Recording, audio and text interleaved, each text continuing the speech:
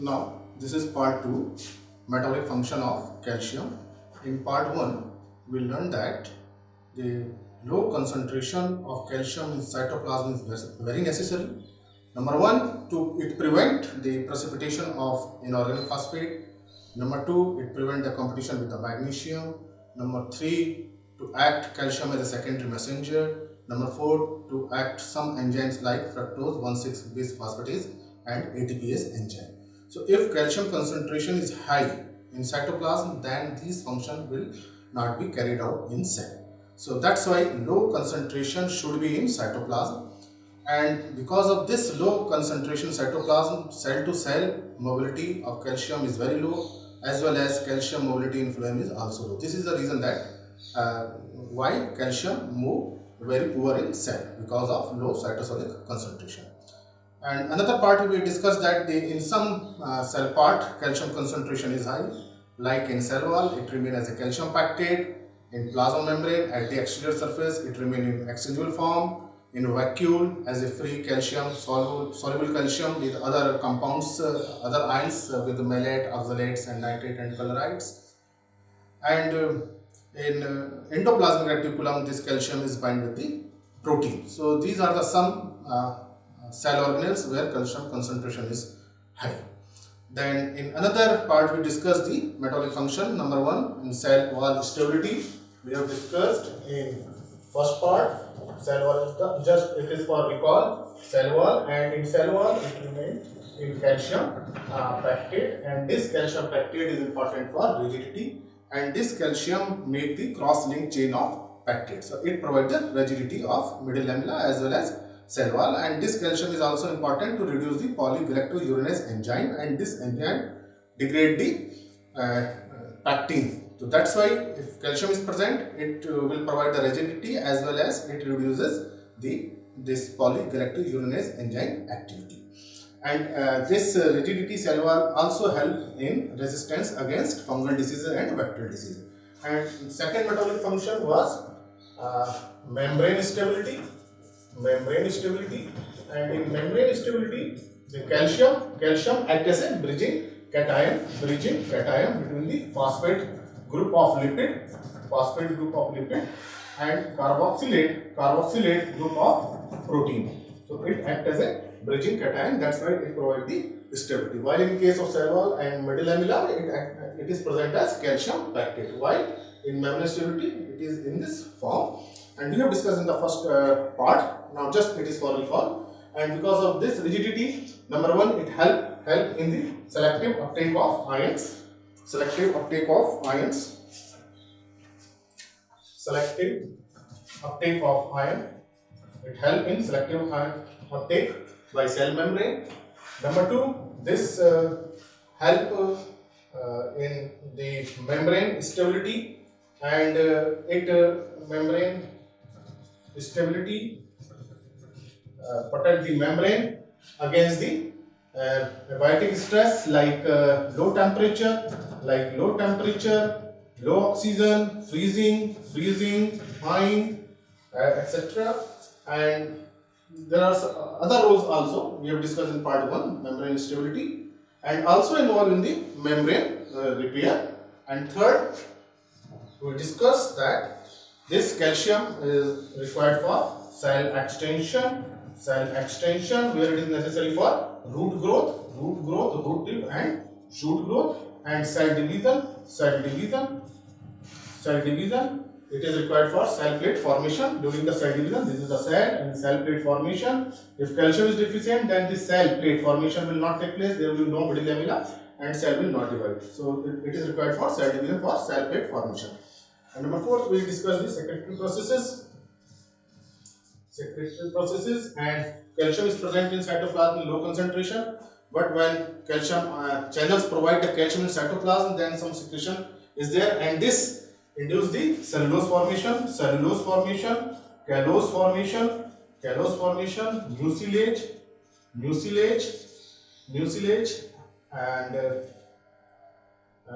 these provide the strength to the cell wall, and these are transported to plasma membrane, and this mucilage help in the root tip growth. we discuss this one.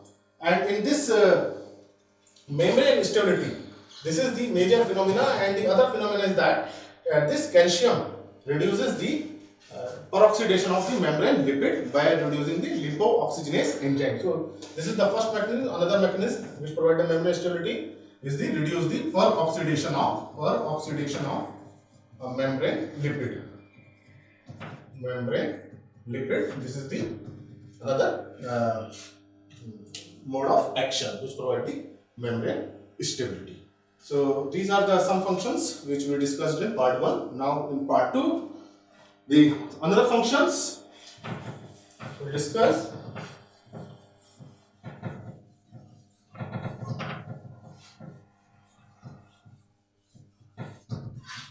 So another function of calcium, metabolic function, is the cation-anion balance. Cation-anion balance.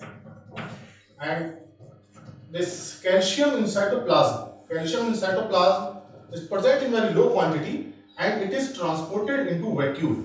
It is transported into a vacuole where other anions are also present, like nitrate, chloride, sulfate, organic ions like oxalates, malate.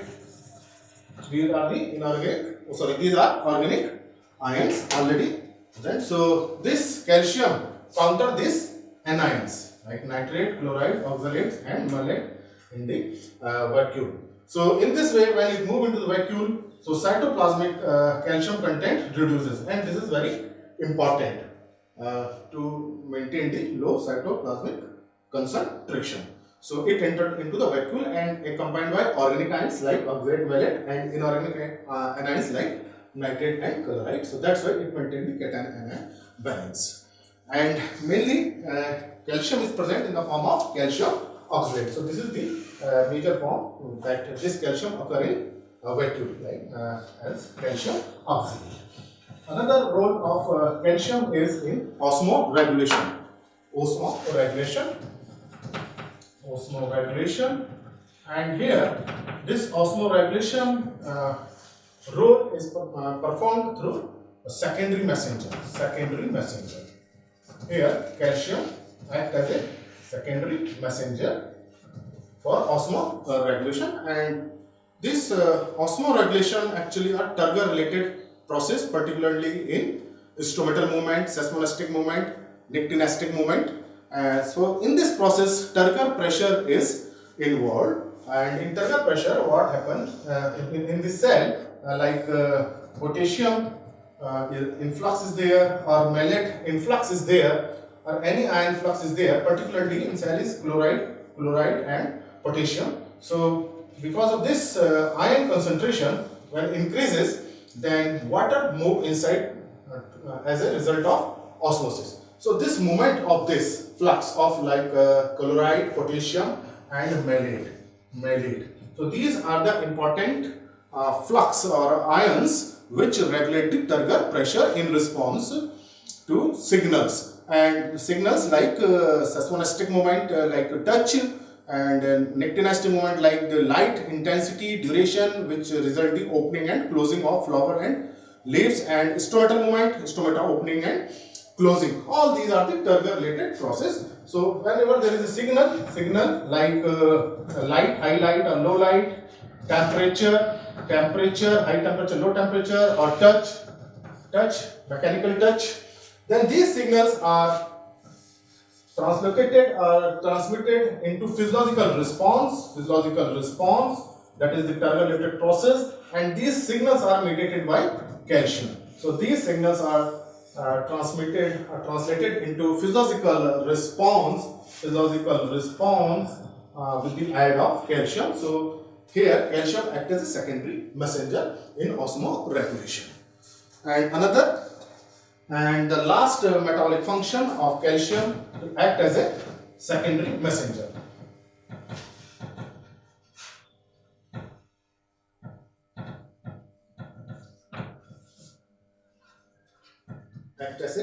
Calcium act as a secondary messenger.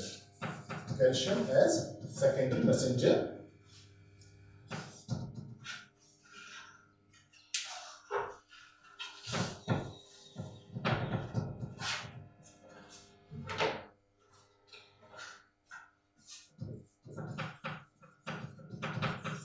secondary messenger.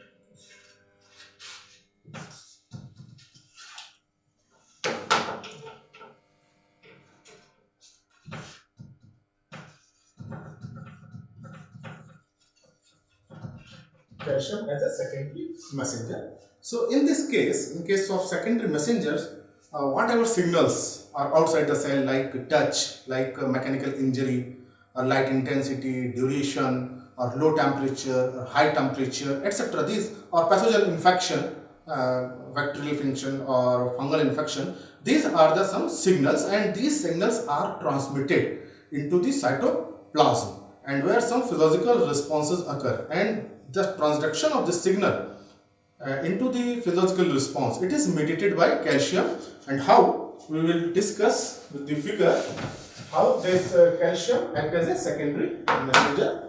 Suppose this is cell wall, suppose this is cell wall, this is cell wall, and below cell wall there is the plasma membrane, plasma membrane, plasma membrane. So some physiological, some signals are there. Some signals are there like heat, like low temperature, like pathogen, like mechanical injury, etc. There will be some signals, environmental signals, and these signals open some calcium channel into the cytoplasm.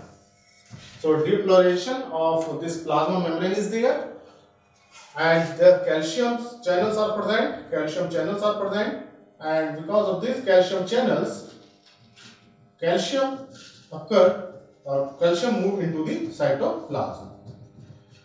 So first is signal, and because of these signals, calcium channels open and they provide the calcium from outside to inside. Second is there, then these signals, some receptors are present in plasma membrane. Some receptors are present, and these receptors receive the signals, and these signals are carried out to vacuole, the cell into the vacuole inside the cell, and endoplasmic reticulum, and inside endoplasmic reticulum, ER. This is ER. So these signals are perceived by vacuole and endoplasmic reticulum. And how these signals are transmitted to vacuole and endoplasmic reticulum, where calcium is present in high quantity, in large quantity. So it is believed that inositol 1,4,5 triphosphate is involved. This inositol 1,4 triphosphate is involved in transmission of the signals which were received by plasma membrane. Some proteins are there which receive these signals, and this signals is transmitted to endoplasmic reticulum and vacuole, where calcium is present in high quantity. And calciums are released into the cytoplasm. So earlier, before the signals, calcium was present in low quantity, but after signal, this calcium is released, and calcium concentration increases into the cytoplasm. This is an important mechanism, that before the signal, calcium concentration in cytoplasm was very less, but after the signal, some channels are present which provide the calcium, number one. Number two, endoplasmic reticulum and vacuole provide the calcium. That's why calcium concentration increases into cytoplasm. And some proteins are present in cytoplasm, and different type of protein which are present in cytoplasm. Number one is calcium modulated protein.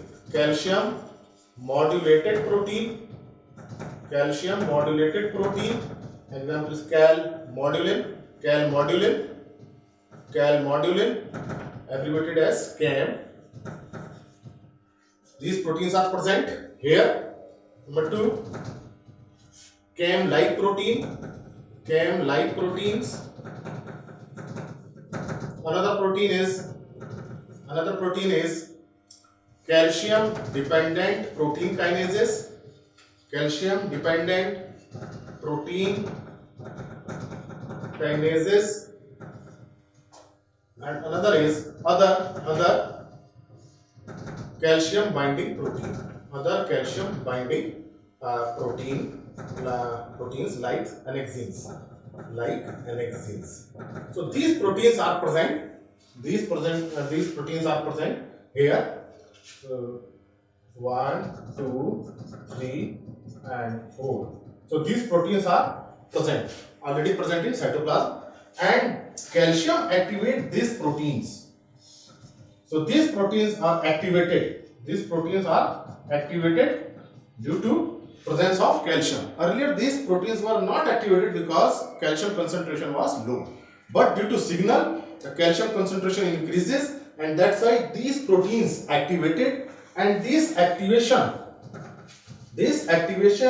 is due to the reason that calcium change the conformation of this protein and affect the enzymatic activity. So change in conformation and change in enzymatic activity activate this protein. So this protein activation is due to this calcium. Okay, and when this protein activated, then there is phosphorylation of other protein, activation of other enzymes or other protein. So protein phosphorylation, you can say it is protein phosphorylation.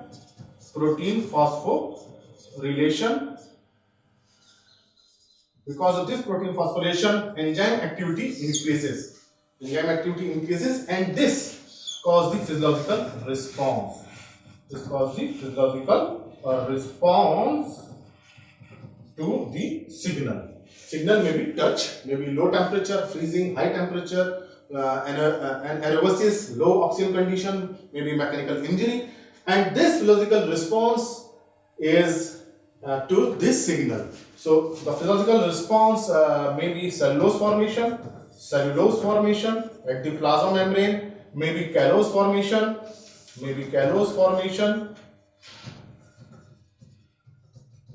in response to injury, and this physiological response may be the activation of hydrogen pumping. It activates this ATP split into ADP and this hydrogen pumping, and activate the ATPase enzyme and protein efflux.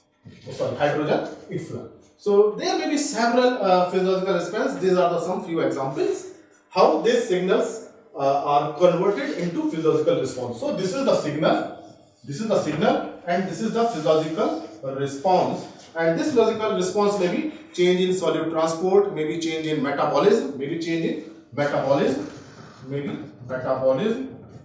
in gene expression, maybe solute transport. So maybe several physiological response. So there was signal outside the cell, and this was the physiological response, and calcium act as a secondary messenger by activation of this protein. So signal was there, then activation was there, then there was a physiological response. Signal, activation, and the response. And here calcium act as a secondary messenger by activation of enzyme.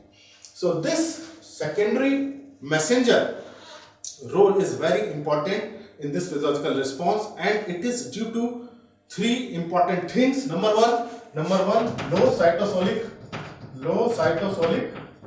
calcium concentration, because in earlier cytoplasmic concentration of this calcium was very low, and it should be very low to act as a role in secondary messenger. So this is the prerequisite that calcium concentration in cytoplasm should be low, otherwise calcium will not act as a secondary messenger. Number two, high calcium concentration in endoplasmic reticulum and vacuole, endoplasmic reticulum and vacuole, where high concentration was present, and it released the calcium. Number third, calcium change the protein properties.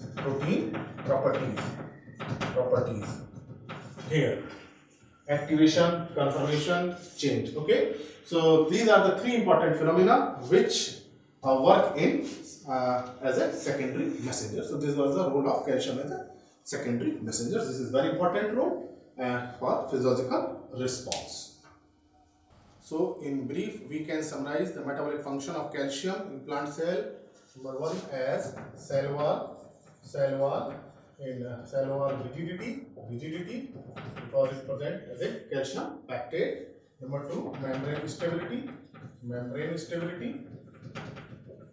and this membrane stability is important for integrity and prevent the leakage of the solute. Number third is cell extension and cell division where it is helpful for apex and meristematic tissue, for that's why for root growth and shoot growth. And secretory processes, secretions are there, secretion and formation of cellulose formation, callose formation, and mucilage compound as well as for the alpha amylase enzyme, secretion. And then next is cation anion balance. So it make the ions with the organic ions like oxalate, malate, as well as inorganic ions like nitrate, chloride, etc. So it maintain the cellular pH. Next is osmoregulation. So in osmoregulation, it acts as a secondary messenger. That's why it helps in stomatal movement, seismonestic movement, and nictinestic movement. And another last is act as a secondary messenger. In case of secondary messenger, it is helpful in transduction of environmental signal to the physiological response. So in this case, the low cytosolic calcium and high calcium content in endoplasmic reticulum and vacuole is required. So these are the functions which we discussed in detail. Now with the help of these functions, we can find the reasoning and the logicals behind the calcium role, like why calcium is required for root growth, why root growth and shoot growth ceases in calcium deficiency, how the dipping of fruits in calcium salt solution provide the rigidity, firmness, and how we can keep the fruit firm to longer time. So these are the some reasoning how we can prevent the leakage of the cell, and how we can maintain the physiological response, and how cell repair itself under stress condition by calcium. So there are some logical reasoning which are due to this role of calcium. And in next lecture we will discuss the calcium deficiency symptoms, diagnosis and corrections.